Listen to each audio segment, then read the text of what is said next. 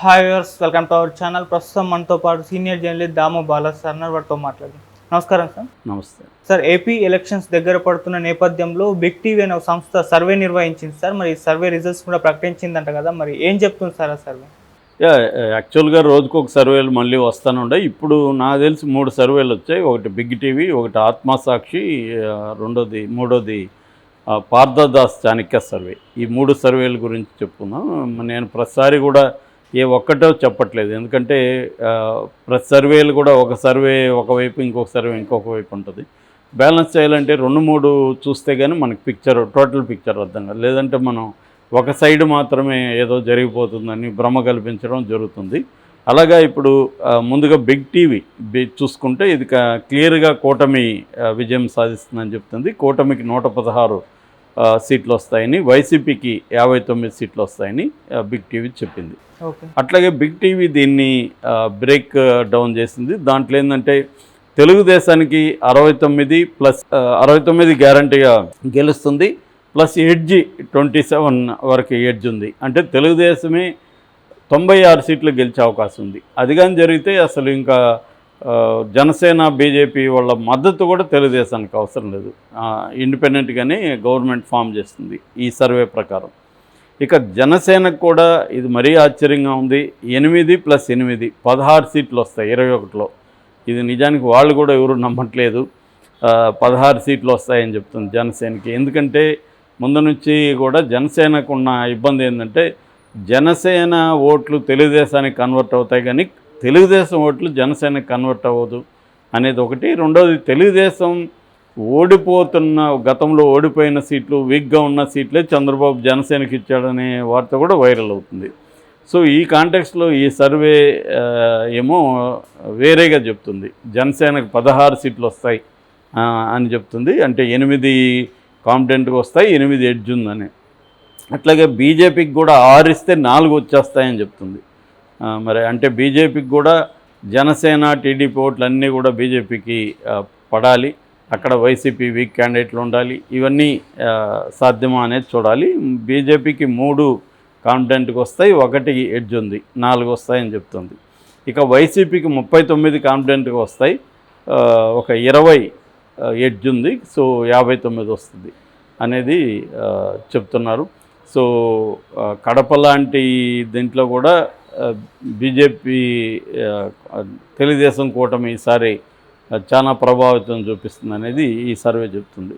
రాయలసీమలో కూడా పెద్ద ఎత్తున కూటమికే వస్తాయనేది ఈ సర్వే చెప్తుంది. సో ఈ సర్వే ఒక రకంగా తెలుగుదేశం శ్రేణుల్లో బూస్ట్ ఇచ్చిందని చెప్పొచ్చు. ఎందుకంటే వాళ్ళు బూస్ట్ ఇవ్వడానికే కదా ఇప్పుడు ఇవన్నీ ఎందుకు క్రియేట్ చేస్తున్నారంటే కనీసం గెలుస్తుందనే ఒక సైకాలజికల్ మైండ్ సెట్ని జనాల్లోకి, కేడర్లోకి తీసుకుని వెళ్ళి ఉత్సాహపరచడానికి చేసే విధిగా కనిపించు. ఎలక్షన్ దగ్గరకు వచ్చే కొంది కూటమి ఇటువంటి ప్రాపగండాని పెద్ద ఎత్తున చేస్తుంది. దానికి అనుకూలంగా ఇటు అమిత్ షా మాట్లాడడం, మోడీ మాట్లాడడం ఇవన్నీ జరిగింది. మోడీ మళ్ళీ రేపు విజయవాడలో రోడ్ షో ఉంది, తర్వాత కలికిరి మన కిరణ్ కుమార్ రెడ్డి నియోజకవర్గం అక్కడ కూడా రేపు ఆయన సభ ఉంది. సో ఎన్నికల ఇంకొక 5 రోజులు ఉన్నాయి. ఈ టైంలోనే ఒక కూటమి గెలిచేస్తుంది అన్న ఒక ఊపుని తీసుకురావడానికి అనేక మెథడ్స్ వాళ్ళు చేస్తున్నారు. అందులో సర్వేలు ప్రధానంగా చేయొచ్చు. అట్లాగే డీజీపీని మార్చడం, ఇదంతా కూడా ప్రీ ప్లాన్డ్గా జరుగుతుంది. అంటే ఎన్నికల ముందు ఇవన్నీ చేయడం ద్వారా ఒక్కసారిగా వైసీపీ శ్రేణుల్ని కలవరపరిచే విధంగా ప్లాన్ చేయడం, వైసీపీ శ్రేణుల్లో నిరుత్సాహాన్ని తెచ్చే విధంగా ప్లాన్ చేయడం, కూటమి గెలిచిపోతుంది అన్న చంద్రబాబు మేనేజ్ చేశాడు అన్న విధంగా వీళ్ళు చేయడం. అందుకని ఎన్నికల దగ్గర వరకు సైలెంట్గా ఉండి ఎన్నికల దగ్గరలో ల్యాండ్ టైటిలింగ్ యాక్ట్ని తీసుకొచ్చి జనంకి ఒక భయభ్రాంతం చేయడానికి ట్రై చేయడం, మరోవైపు సర్వేలతో ఓటు చేయడం, ఇంకోవైపు మోడీ అమిత్ షా దగ్గర ఇవన్నీ మాట్లాడించగలగడం, మీడియా పెద్ద ఎత్తున ఇంతకుముందు సైలెంట్గా ఉన్న మీడియాని కూడా విపరీతంగా ప్రొజెక్ట్ చేయించడం. సో ఇదంతా కూడా తెలుగుదేశం ఒక వ్యూహాత్మకంగా చేసుకెళ్తుంది. అంటే వైసీపీ 170 వైనాట్ 170 పైన దగ్గర నుంచి ఇవాళ గెలుస్తామా లేదా అన్నదానికి చంద్రబాబు తీసుకురాగలరు. నిజంగానే చంద్రబాబుని అప్రిషియేట్ చేయాలి. చంద్రబాబు కావచ్చు, ఆయన చుట్టూ ఉన్న సామాజిక వర్గ శక్తులు కావచ్చు, పెద్ద ఎత్తున ఇక్కడ వరకు సక్సెస్ కాగలిగాయి. అంటే అసలు బీజేపీతో పోతే మైనస్ అన్న దీని నుంచి మోడీ అమిత్ షాలు అటాక్ చేయడంతో బీజేపీ వాళ్ళ ప్లస్ అయింది అన్న ఒక దీన్ని తీసుకురాగలగడం అనేది చంద్రబాబు ఖచ్చితంగా సాధించిన విజయం. అయితే ఇది ఓట్లుగా ఎలా కన్వర్ట్ అవుతుందా లేదని మనం చూడాలి. ఏదేమైనా బిగ్స్ టీవీ సర్వే అనేది ఖచ్చితంగా బూస్టప్ ఇచ్చింది. ఇక రెండవది ఆత్మసాక్షి సర్వే. ఆత్మసాక్షి సర్వే గతంలో కూడా వైసీపీని అధికారంలోకి వస్తుంది అనేది, ఇప్పుడు కూడా వాళ్ళు 95 నుంచి 113 అంటే సీట్లు బాగా తగ్గుతాయి కానీ ఖచ్చితంగా గవర్నమెంట్ ఫామ్ చేస్తుంది. 95 113 అంటే కనీసం 100 వచ్చినా కూడా కంఫర్టబుల్ మెజారిటీ కిందనే లెక్క. అది అప్పటికి 88 మ్యాజిక్ ఫిగర్ కాబట్టి కంఫర్టబుల్గా ఉంటుంది. సో కూటమి మాత్రం 56 నుంచి 63కి పరిమితం అవుతుంది అనేది చెప్తుంది. ఇది ఒక రకంగా 2014ని రివర్స్లో పెట్టినట్టుగా మనం అర్థం చేసుకోవచ్చు. ఇక పార్థదాస్, ఇతను ఒక ఇండిపెండెంట్ సెఫాలజిస్టు, బెంగళూరులో ఉంటారు. తను ఇక్కడ గతంలో కూడా చేశారు. ఈ మధ్య కూడా వారం ముందు కూడా మహిళల్లో 15% కూటమి కంటే కూడా జగన్కి అనుకూలంగా ఉన్నారు. మగవాళ్ళల్లో ఓన్లీ 3% మాత్రమే కూటమికి జగన్ కంటే ఎక్కువ సపోర్ట్ చేస్తున్నారు అనేది పార్థదాస్ సర్వే చెప్పింది. దాన్ని బట్టి మహిళలు పెద్ద ఎత్తున సపోర్ట్ చేస్తున్నారని పార్థదాస్ సర్వే చెప్పింది.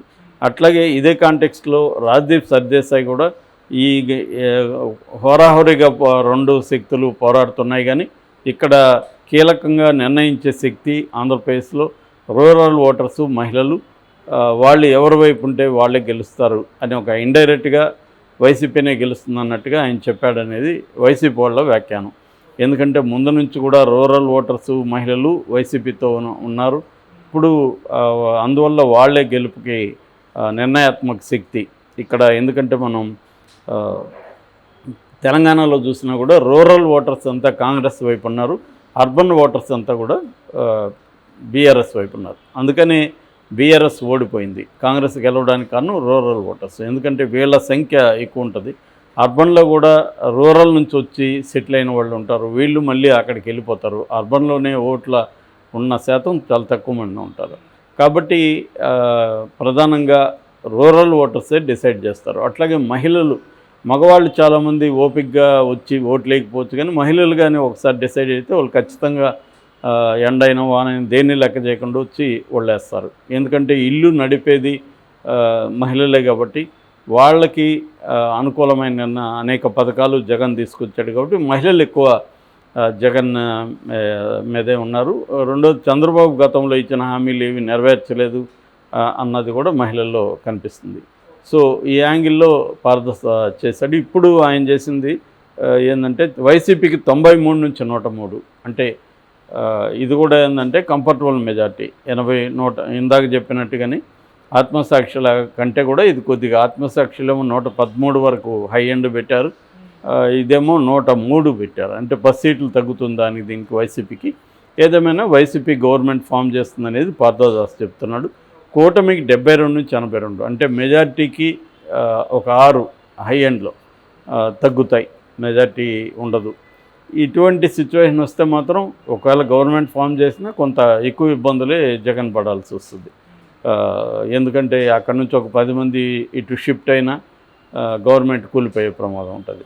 ఇది ఓవరాల్గా ఈ 3 సర్వేలు. అంటే ఇటు బిగ్ టీవీ ఏమో క్లియర్గా బ్రహ్మాండమైన మెజార్టీ కూటమికి అంటుంది, ఇటు ఆత్మసాక్షి పార్థదాస్ సర్వే ఏమో బ్రహ్మాండమైన మెజార్టీ ఉండదు కానీ కంఫర్టబుల్ మెజార్టీ గవర్నమెంట్ ఫామ్ చేయడానికైతే అనేది ఆ సర్వే చెప్తుంది. ఈ 3 సర్వేలు 2 రకాలుగా చెప్తున్నాయి. సో అన్ని సర్వేలు కూడా ఇప్పుడు మనకు వచ్చిన 40-50 సర్వేలు తీసుకుంటే కొన్నేమో వైసీపీ, కొన్నేమో కూటమి వస్తుందని, మరి ఏమి జరుగుతుందనేది చూడాలి. Okay sir, thank you so much.